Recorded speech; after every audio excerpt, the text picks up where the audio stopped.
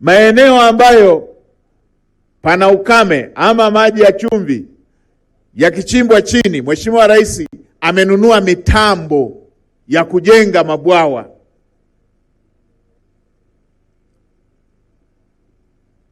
Maeneo ambayo upatikanaji wa maji umekuwa wa kubahatisha, Mheshimiwa Rais amenunua mitambo ya kupima maji yalipo, ili tusicheze kamari kutafuta maji.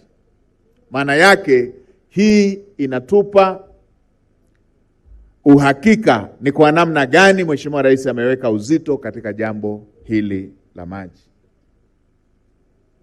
Sasa natambua hapa Kiomboi kumekuwa na shida ya maji, lakini tuna mradi huo mkubwa.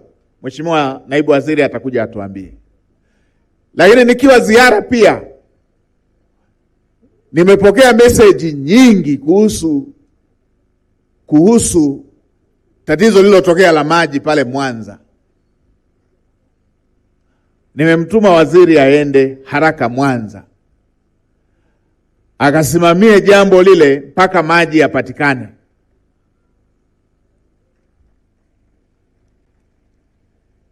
Sisi watu wa Singida tunataka tupate maji toka Mwanza. Simiyu tunataka tupate maji toka Mwanza. Dodoma tunataka tupate maji toka Mwanza. Tabora wengine wameshaanza kupata maji, baadhi ya wilaya tunataka tupate maji toka Mwanza. Leo kuja kuambiwa Mwanza pale pale lilipo ziwa Victoria pana shida ya maji, hili ni jambo ambalo haliwezi kueleweka na wala hatuwezi kulielewa na wala sitaki kulisikia. Sasa nilisikia wanarushiana mpira, wale wa maji na wale wa TANESCO. Mheshimiwa Waziri anakofika kule wa maji awakute wote mko site, watu wa TANESCO na wale wa maji, awakute mko site. Hatutaki ngonjera za maneno. Hawa wanasema sijui bomba limekuaje, hawa wanasema sijui umeme umekuaje. Chanzo sisi tunajua kiko pale, hatuna shida ya chanzo cha maji na mradi upo na maji yapo. Haya mambo mengine ni ya ngonjera, mimi sitaki kuyasikia.